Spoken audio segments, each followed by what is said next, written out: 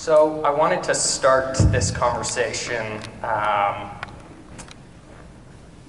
somewhat where I left off. We both spoke about public policy being critical to addressing inequality, and you mentioned a growing middle class having demands of better public services, of becoming more vocal in pushing the government for public services that meet their needs. What are some examples both of social movements that are pushing for policies that deal with poverty and inequality, and examples of countries that have actually implemented inequality fighting policy? I think it's a great question, and it's important to talk about public policies. From listening to your presentation, you said something that inequality is not inevitable, and that policies can change that, and that policies are choices. And that one, if we go one step further, what we're saying is that the role of the government is key. And that's something that, at least in ICLA, we have always been very concerned about some of the trends where they embellish the role of the private sector. The private sector has definitely a role, but we cannot think of the type of structural change or improvements in equality that I was talking about without thinking of an effective government that will move forward the strategies and policies that are necessary. So the role of the government is absolutely key. Now, in terms of the recent experience in Latin America, we have different cases. For example, we have, in terms of the claims of civil society, for example, in the case of Chile, the students claiming for higher education, particularly higher education that is more affordable. And through that, a very active role of the students in Chile, the government of Chile just passed an education reform. So we have demands coming from students, demands coming from a rising middle class. The same, for example, in the case of Brazil, demands for transportation, demands for greater transparency of government, and the governments are responding. Now, it's very difficult to have when in the case of Latin America and the Caribbean, the improvements that have taken place in inequality in the past years are due to different factors. What happened in the labor market was key. In the past years, we had better jobs, and that was key to improvements in inequality. In several countries, in Uruguay, in Argentina, and others, there was improvements in terms of raising higher minimum wages in those countries. That definitely had an impact on reducing inequality. So we have a combination of a civil society that has been very vocal about certain issues, particularly inequality. And in the case of Latin America, I think that a statistic of 2011 it shows that 87% of the population thinks that the distribution of income is unfair or very unfair. But at the same time, we had progressive governments, and on the right and on the left. I mean, the concern about inequality, I think, in Latin America in the past years, not only can be attributed to just governments that can be identified on the left, but having progressive governments that have attached importance to social advancement has been absolutely key. I mean, it's interesting. You speak about the student movement in Chile. We had our own student movement here in Quebec. Many people call it Printemps Arabe, the Maple Spring.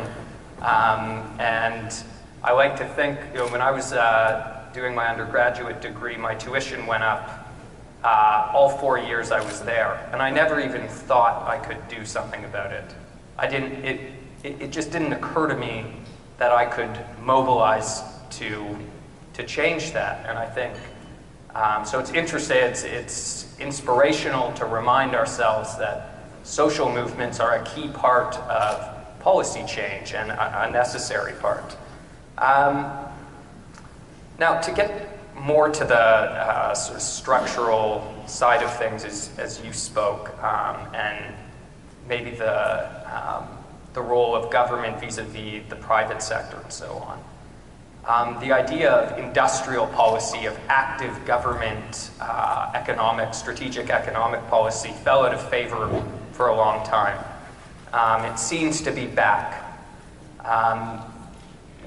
We're having a discussion here in Canada about, certainly in Alberta, how to diversify away from just exporting raw resources and so on. How do you build a knowledge-based, innovation-led economy? What's the role of the state as you see it in those kinds of policies in Latin America?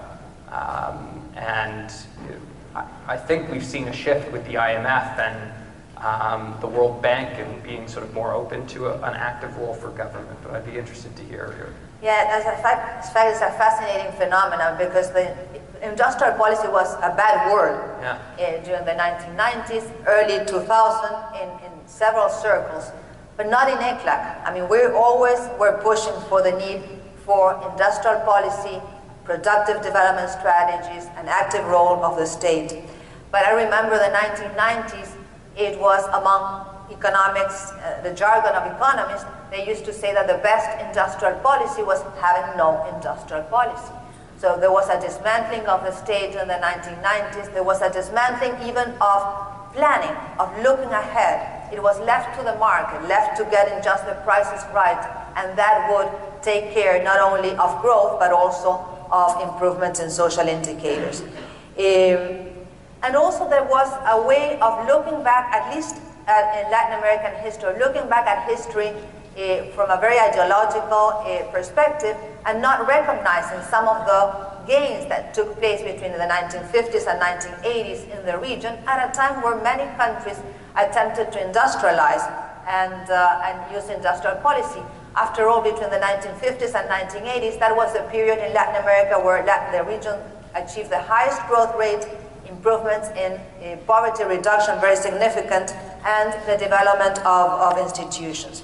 Now, the government is key, and if we look at the experience of throughout the world, countries that have been successful in developing, which are not that many, unfortunately. I mean, in the past 30, 40 years, not very many countries have been able to converge to more developed economies. But those countries that have done that, as well as many countries that are today considered developed countries, did that on the basis of very effective government intervention in the economy, whether it is supporting innovation, whether it is supporting research and development, whether it is giving the right signals for the private sector to come on board.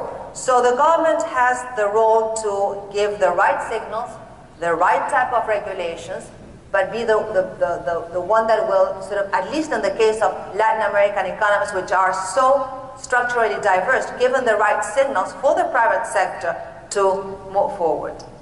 Right. Now, we spoke, or I spoke sort of very just briefly about the higher and disproportionate rates of poverty in Indigenous communities in Canada. I wondered if you could speak to what and obviously it's different all over Latin America, but for Indigenous communities across the continent, what does it look like? Is it worse? Have there been any improvements? Can you speak a little bit about that? Sure, thanks, Jonathan. It's a glass half full, half empty. But there has been important advances in the past years, both at different levels. At the level of law, regulations, etc., and this is, I think, the United Nations has played a very positive role. We've had two important, the Declaration of the Rights of Indigenous People of the UN, as well as the Convention 169 of the International Labour Organization recognizing self-determination. At the same time that happened at the global level, at the level of law and regulations in the countries of Latin America and the Caribbean, we have in close to 10 countries in the past 15 years changes to the constitutions. In the case of Bolivia, in the case of Ecuador, very progressive institutions recognizing autonomy, recognizing self-determination, and we have seen, for example, in many countries where we find that in the political process, indigenous populations have made tremendous gains in terms of participation, etc. On the economic side, if we look at what has happened in the past 15 years, and look at education, health, and other economic indicators, definitely there has been an improvement, particularly in terms of education, in primary education, access and completion. Not so in secondary education. However, even though there has been an improvement within the indigenous population where it was before and where it is right now in terms of those indicators, the gap with respect to the non-indigenous population not necessarily has closed. Elements that have been also have played a very interesting role in supporting this advance has been the issue of statistics. In the census, for example, of the 1980s, close to 2/3 of the censuses in Latin America did not recognize the indigenous populations. By the year 2000, already 16 out of 19 countries recognized indigenous populations, and so the numbers were there. We knew finally who they are, where they are, how many, and it's absolutely fascinating when with statistics you start learning more. There are about 800 indigenous populations in the region, 45 million people. In some countries, for example in Brazil, you have more than 300. And those numbers were not there 10, 15 years ago. Now, in the last census and the censuses that took place in 2010, now the progress has gone into from quantity to quality type of information. So there has been movement at the level of law, at the level of statistics, at the level of indicators. Now, there are specific challenges, because as I said, the gap has not been closed. And when we look, for example, at closer at issues related to health, we find issues such as the suicide rate of youngsters, men, boys, is much higher than men, youngsters that are non-indigenous. So there are very specific problems, but definitely there has been important successes in the past years. Interesting. I know that in a few weeks here, in Ottawa, there will be the closing of the Truth and Reconciliation Commission, which has been addressing some of the deeply disturbing historical wrongs that occurred here in the forced education of indigenous children and so on. And there are also sort of crises around high suicide rates and so on, but I think there's also an immense resilience in many indigenous communities here. And I think one dynamic that we ought to pay attention to and celebrate is that there has been a resurgence through movements like Idle No More and others in Canada and in North America of indigenous communities demanding their rights, organizing big wins in the courts and so on, and being, very vocal. So I take that as sort of an encouraging part. To switch over to sort of inequality along gender lines, we have a persistent pay gap here and a lot of discrimination still in our labor market, though I think internationally we probably look pretty good. What is it like in Latin America? Is there a pay gap? How big is it? And are there any sort of active policies to try and address that? Definitely there is. About, I think it was 6-8 years ago, the countries on the region asked ICLAC to develop a regional, what we call regional observatory on gender issues, and look at the situation of women, how it progresses over time, and also with respect to men. And that regional observatory, we have sort of three main categories. One is the issue of physical autonomy of women and the right that they have to their own body and make their own decisions. The second one is the issue of economic autonomy. By that we mean the capacity of women to earn their own income and have their own resources. And then the issue of participation and political participation, the possibility of making their own decisions and collective decisions. On the area of economics, have been tremendous changes. Right now there are about 100 million women in the labor force. 23 million of those entered the labor force in the past 10 years. Wow. So there has been a tremendous entrance of women into the labor force. But the pay gap exists. And what we find is that women, more than men, are concentrated in few sectors, mostly services sectors, and still 1 out of 10 women are in services in the house. Now, what we're finding, in addition to the pay gap, we find that women, and talking about inequality within women themselves, women of the lower quintiles participate less in the workforce than women from the upper segments of the population, simply because there are constraints with respect to childcare.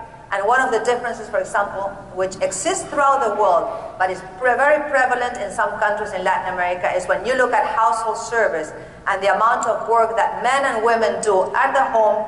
In some countries, it's double the amount of work that women do compared to men, but in others, it's 4 times the work that women do at home with respect to men. So if there are any Latin American men in this audience, watch out.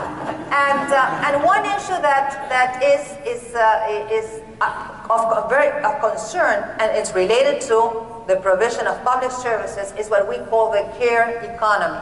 Women, and that's a worldwide phenomenon, but women in Latin America, because of demographic trends, are really stuck between having at home, without much help, taking care, of course, of the children and also of older adults. And the demographic trends in Latin America are accelerating. And that is something that will hit very hard on the face of women. By 2014, there are going to be more people over 65 than younger people. So unless public services develop, and there are countries that are moving ahead in that respect, and with the provision of public service, of service that will help women enter, if they want, the labor force, they're going to keep falling behind. That's in terms of the economic autonomy. Of course, there are other aspects with respect to physical autonomy and political decision making. But I want to end with a good note on the issue of women. Political participation has increased, and I'm pretty sure you cannot beat that. Right now, in Latin America and the Caribbean, 40% of the population is governed by women. That's pretty good. It is. Yeah. And we need to get it higher. It's interesting because I think, promisingly, we're engaged in a national debate about childcare right now. It's on the agenda, and Canada, unlike many of its OECD, comparable partners, does not have public daycare, and so that's very much an election issue here. And one of the most articulate, I think, voices on inequality in this country, Armin Yalnizyan, who works for the Canadian Centre for Policy Alternatives, has been excellent in pointing out that some of the income gains in this country, thank you, some of the growth we've seen that's sort of mitigated against the worst of which has happened in the United States, is that the entrance of women into the labor market over the past 30 years has been massive. But there are 2 problems with that. One is we don't have any further to go. We can't make those gains again in the next 30 years. And 2, women are still doing a disproportionate amount of work in the home. So you might have seen sort of income gains go up marginally, but people are working harder, longer, and still have everything to do at home. So that's an interesting part. I think because we're at an international development conference, would be prudent to talk a bit more directly about that. What role do you see sort of countries like Canada and international development generally, of course, with the development goals being negotiated right now at the UN and so on? What role does a country like Canada, and certainly our third sector, our NGOs, have to play in addressing inequality, if at all, in Latin America? I think definitely, I mean, addressing inequality there's a role for national actors, as I said before, the state, the private sector, civil society in particular, and as well international actors. In terms of the work of NGOs in Latin America and the Caribbean, things that and strategies that contribute to the improvement of skills of the population, whether it is skills related to education, whether it is skills related to better health, whether we're talking about technology, whether we're talking about the support of 1, 2 people that want to engage in, have sort of a small and medium enterprise, whether it is skills that will allow people to have a voice in society. Skills, support of skills that empower people, and that often can be done through the presence of NGOs, is crucial. And working not only at the level of the capital city, but at the subnational level. I mean, generally, even when we look, for example, at the Millennium Development Goals, the accomplishments and the completion and the evaluation, how the region did in terms of accomplishing the Millennium Development Goals, on the aggregate, the region did pretty well and several targets were accomplished. But when you move down towards the subnational level, the local level, those are the challenges. So working at that level is something that I think would be extremely beneficial. Interesting. Yeah, I'm going to ask one more question and then we'll open up the floor. But another big theme of this conference, of course, is the environment. And I think it's safe to say we're facing both ecological crises as well as the challenges with inequality. How do you see those two interacting in the Latin American context? And do the solutions to them have to move together at once? Certainly, here at home, we know that climate change is impacting marginalized communities more than others. So that's a very obvious example where inequality and a big environmental issue, so the nexus of those two is laid bare. But I imagine that there's much more, many more examples. So definitely, and it's good that you want to talk about that. I mean, I mentioned a couple of times during my presentation the word sustainable, but I did not go and did not address that. And but when we talk about equality in Latin America, we talk about the current generations and also the possibility of the future generations. And that means talking about the environment. And this is a key issue for the region. As you know, the region is very rich in terms of natural resources. We're the largest, we have the largest biodiversity in the world, 1/5 of the forestry, 12% of arable land, 1/3 of water resources, etc., etc. And many of those are compromised. And also not only when talking about environmental degradation or challenges, but the topic of climate change, where the region is extremely vulnerable, and some parts of some countries and some sectors within countries are extremely vulnerable to climate change, even though the region is not a large, it doesn't produce a lot of emissions.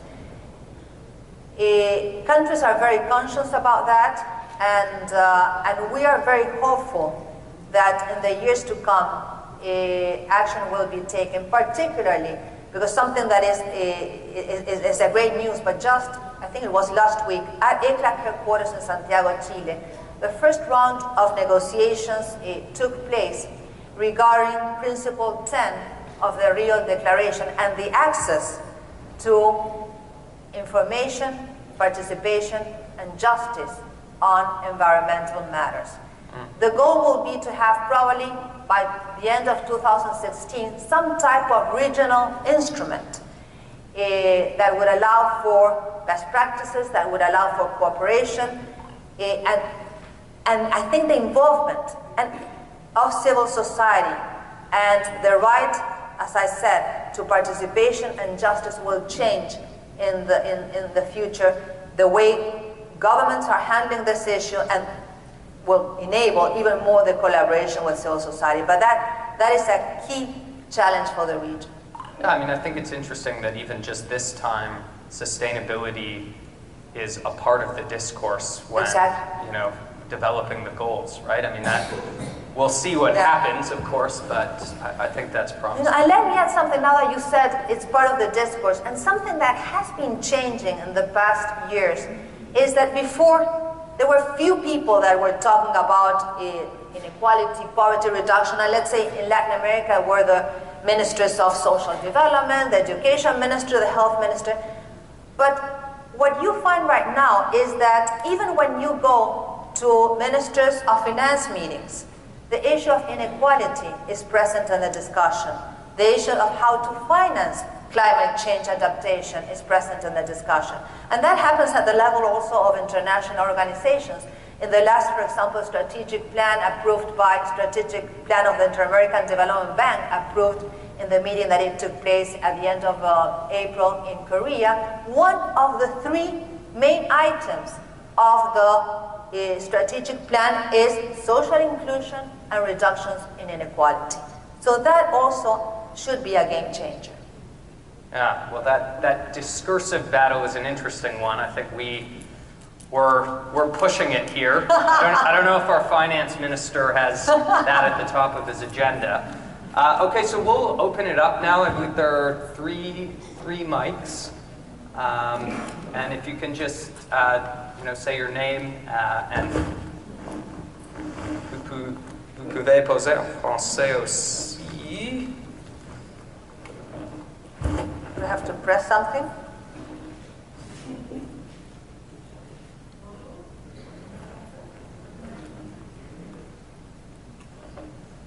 Allô? Oui. Bonjour, mon nom est Nathalie Gay, je suis de la Confédération des syndicats nationaux. Bien, merci, Monsieur Sass, c'est ça. Je pense que la vidéo que vous nous avez montrée est vraiment quelque chose qu'il faut partager au maximum en cette période préélectorale. C'est assez frappant.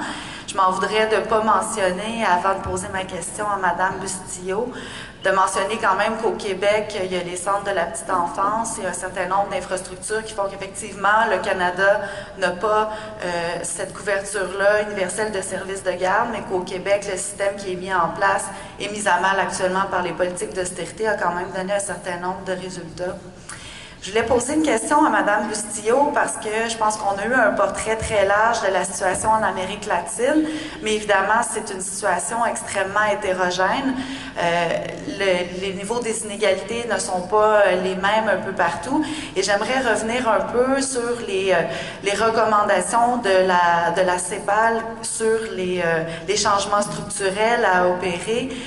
D'abord, je pense que M. Sass a démontré la corrélation, en fait, entre le taux de syndicalisation et les inégalités.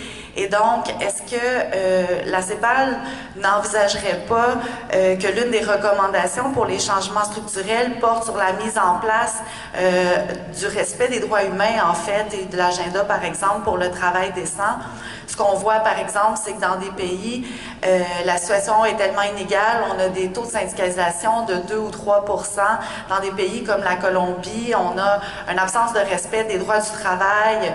Au Mexique, au Honduras, dans une quantité de pays. Et je pense que dans ces pays-là, on assiste vraiment à une augmentation de la pauvreté et des inégalités aussi. Donc, peut-être que vous pourriez nous en dire un peu plus sur les différences que vous voyez dans la région quant au respect des droits humains et des droits syndicaux et la relation avec les inégalités. Si je peux me permettre un deuxième volet, c'est au niveau du commerce. Il y a un certain nombre de pays dans cette région-là qui ont des accords commerciaux avec les États-Unis et le Canada. Il y a d'autres pays qui sont un peu plus actifs au niveau régional. Par exemple, je pense au Mercosur. Est-ce qu'au niveau commercial, on peut voir aussi un impact par rapport à ces approches-là qui sont quand même assez différentes au niveau, par exemple, de l'exportation des ressources naturelles, etc. Est-ce qu'il y a un lien à faire avec les inégalités et donc un modèle à privilégier par rapport à un autre? So just, I think, if before you address the question around unions and collective bargaining in Latin America, as well as different trade agreements, and sort of the emergence of new ones within Latin America. Just to touch briefly on the example of Quebec's public daycare, I mean, I think we need to be championing, particularly at a time where, you know, both the provincial government in Quebec and the federal government are embracing austere policies. I mean, certainly the evidence in Quebec is that actually economically having a public daycare system has been beneficial. More women have entered the labor market and so on. And we're certainly not telling that story in English Canada well enough, and we need to. And that's not to say one can't be,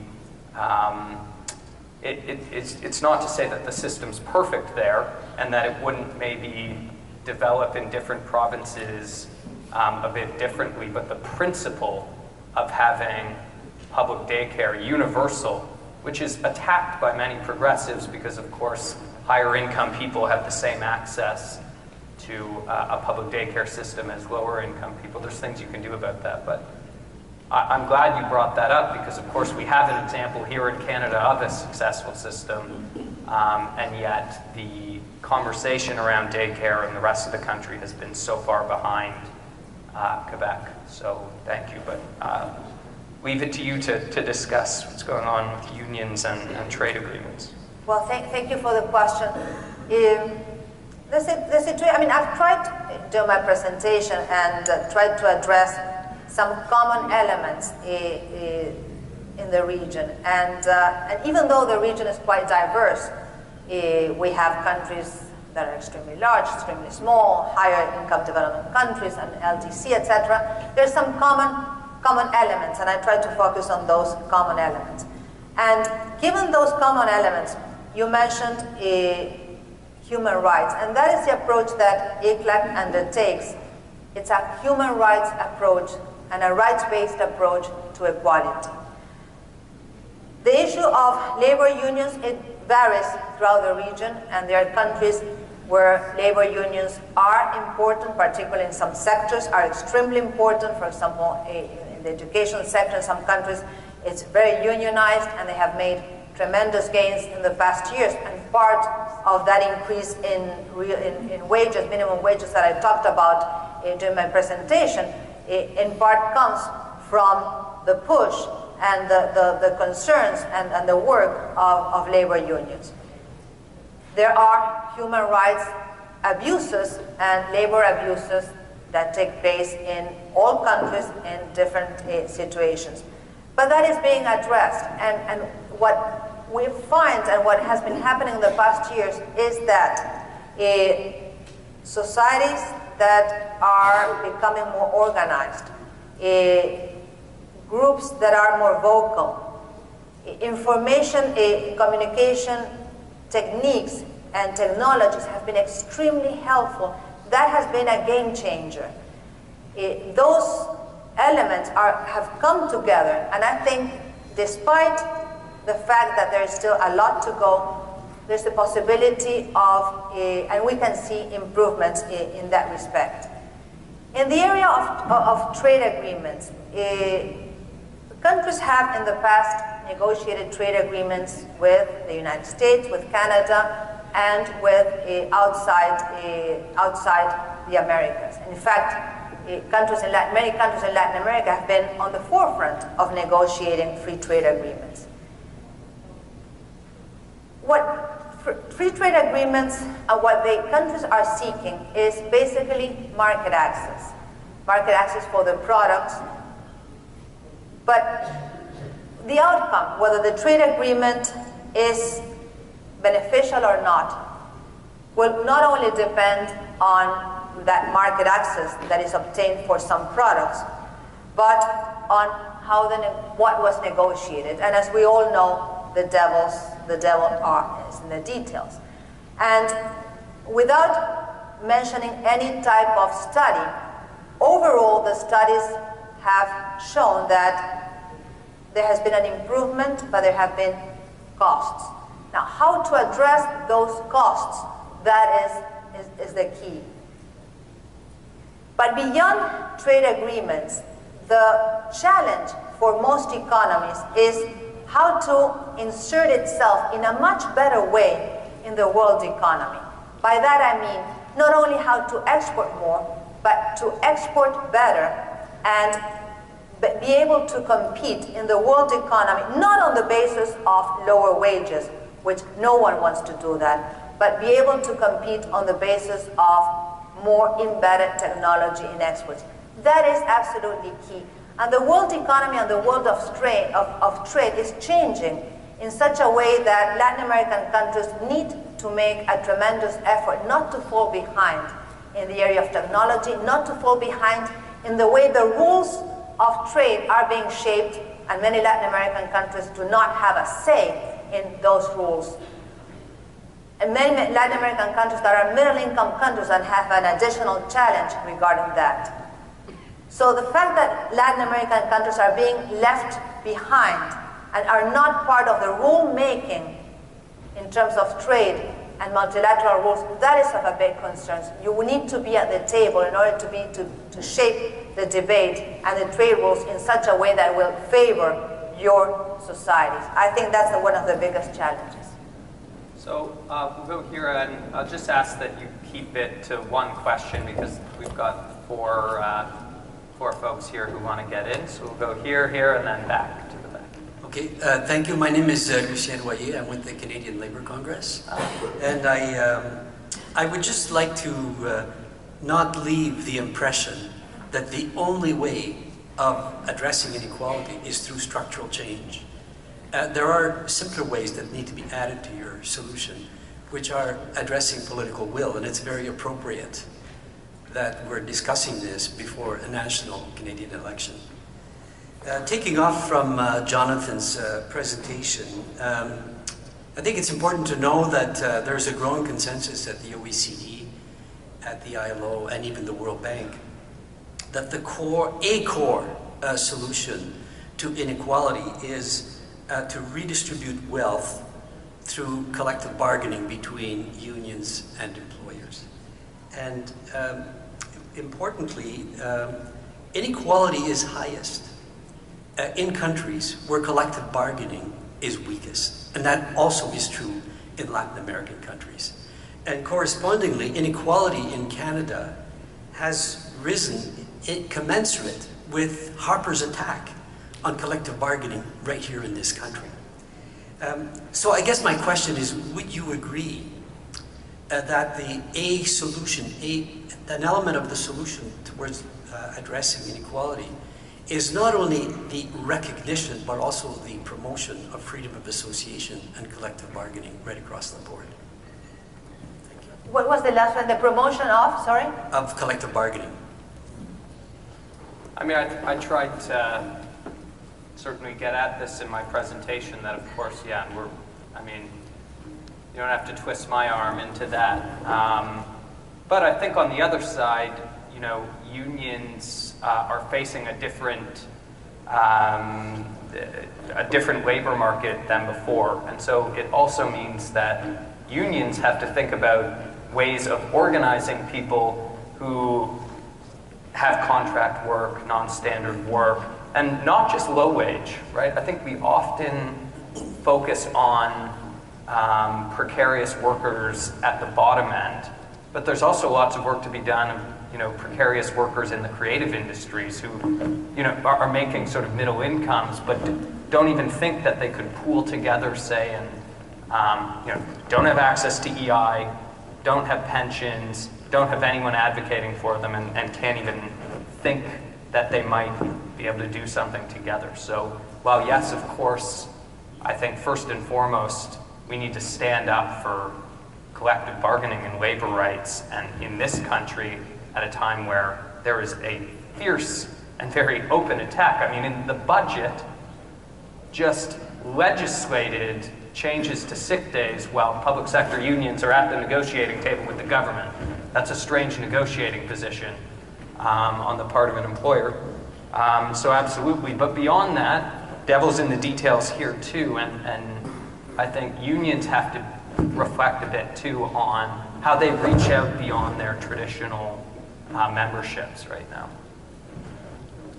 Yeah, in the case of, as I said before, in the case of Latin America, in some countries, the improvements that took place in inequality in the past years came because of improvements in the labor market, in the context of a growing economy, better jobs, but also in some cases the role of unions was very positive. So when I said that structural change is the way to go, it is the way to go, but I'm not saying that it's the only element. That's why we need we like to say that we need a new type of equation or interrelationship between the market, the state, and civil society, including, of course, the labor unions and labor movements. Okay, over here, and then we'll go to the back. Jim Cornelius with the Canadian Food Grains Bank, and I'm bringing this as a more technical question. When I see some of the data out there, I have a hard time fully understanding what it means. Particularly some of the data you presented, Jonathan, because it really doesn't take into account life cycle and age.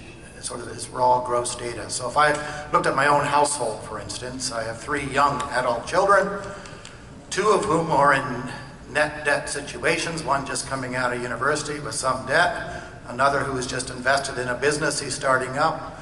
And so if we just ran the statistics of my household, more than 50% would have no assets, and the other 50% would have all the assets, which doesn't really take into account this time period. Because when I was at that age, I was also in the no asset position. And so I don't see a lot of data that's really pulling this out and really looking at life cycle issues to really understand what's going on with inequality over time. And I'm curious as to whether that work is being done, because it seems to me that's a critical piece in really understanding the data. Yeah, there's no question that, so for example, I would show up very differently in a distribution along income as opposed to wealth because of student debt, right? I would be in the lower part because I have massive student debt.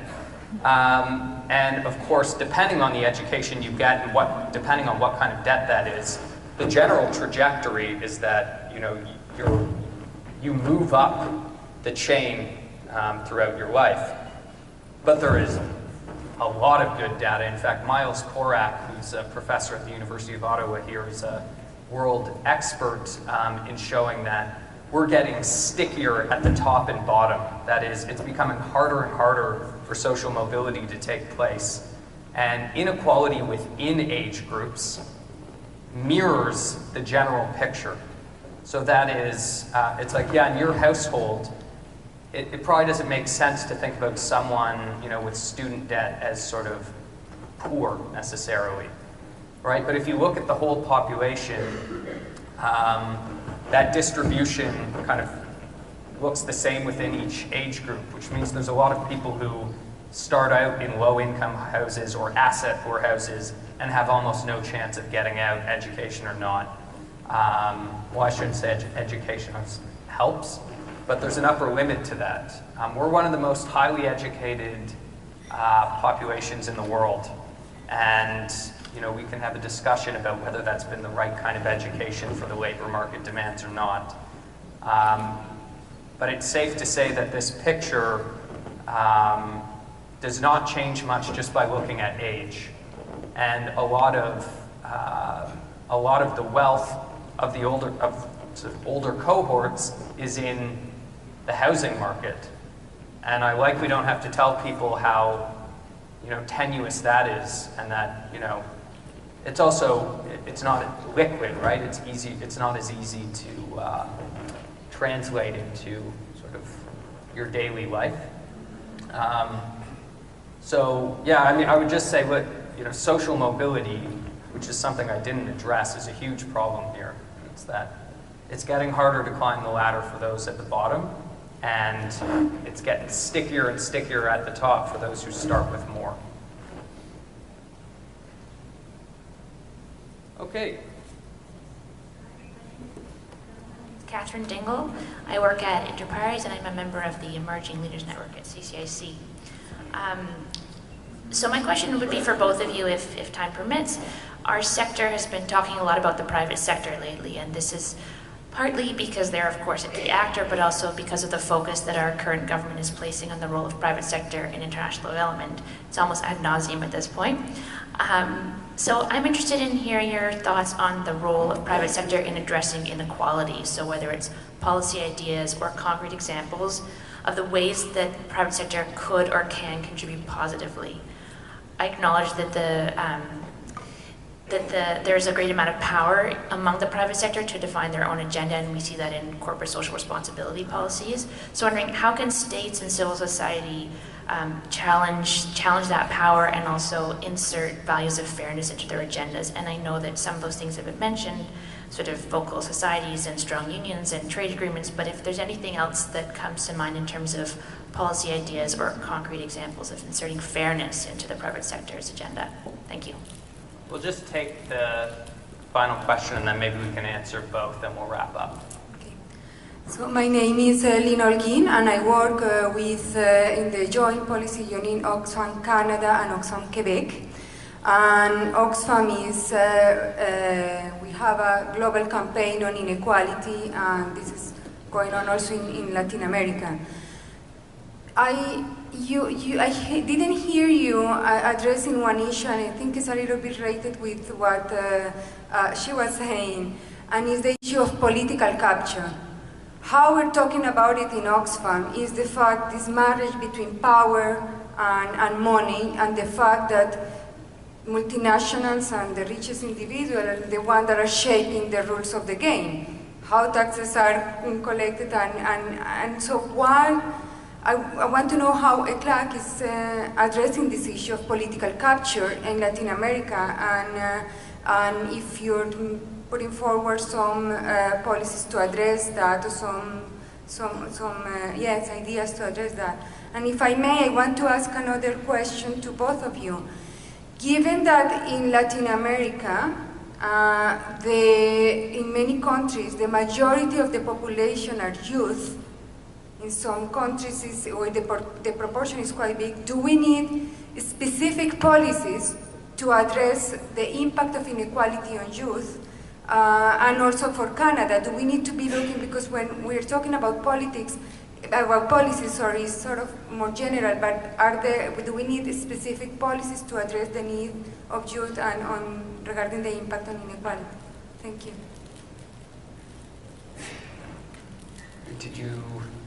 How do you want to do this? You go ahead. I'm going to leave the question about whether there are more things the private sector, or how the private sector can contribute positively, and how civil society and government can maybe work to insert values of fairness and equity and so on. Because I don't know how to answer that, but on the issue of youth, that's actually that's a major focus for our organization, both on sort of disengagement from the political process, which is not unrelated to that kind of capture, as you said, by elites or capital or what have you. Certainly, in Canada, the youth unemployment's about double the working age population rate, and what we're seeing is a very big problem with sort of entrance into the labor market, that first job, which ends up scarring wages when you're older. You enter later, it takes more time, and then sort of your wages reflect that you didn't get into the labor market early enough, and so on. So we've actually, last year we put out what we called a youth job guarantee. We challenged the government and the private sector to work together to create something like 300,000 paid internships, summer employment opportunities, and paid apprenticeships as a means of actually giving that first kind of dip into the labor market and work experience. We think there is a role, particularly at this time when corporate Canada has over $600 billion on their balance sheets that they haven't invested because they don't have the confidence to invest, and we think the government could work productively with the private sector actually to encourage youth-focused training and employment opportunities. On the political side, the discussion about disengagement of youth is a massive one. We actually discussed it over breakfast this morning. I think fundamentally it's going to take political parties that take the risk of a population that doesn't vote right now, of actually speaking to them and speaking to them where they're at and convincing them that they care about the issues that youth care about. It takes a lot of active organizing, campaigning, and it's not just celebrities saying go out and vote. It's face-to-face conversations with people, and that takes money, resources, and organizing, and there's just not a lot of that happening. So I'll leave it at that. On the issue of youth, I just want to say something. It's definitely you need strategies and policies directed to youth. And that, in the case of, for example, of Latin America, we're finding is there's a lot of desertion at the high school level. They are not finishing education. And many of them, if they finish, but they do not have the quality education that is needed to enter the labor market. So also they need specific policies to improve the connection between high school and the labor market. And there's a certain percentage of young people in Latin America that are called the ninis. Ni estudian, ni trabajan. They don't work, they don't study. So addressing the case and giving options and opportunities to youth is crucial, and also dealing with the public, the apathy in terms of political participation. There's a lot of emphasis these days on supporting youth and entrepreneurship in Latin America. And you have multilateral institutions and different type of centers supporting that. But I would also like to see supporting youth in their vocation towards public service. And that is not being done, and I think that should be done. On the issue of the private sector in general, yes, and Canada has been in the past years working with the Organization of American States and even with CEPAL on the issue of corporate social responsibility. Corporate social responsibility at the largest firms, the multinational corporations, but also corporate social responsibility at the small and medium enterprise level.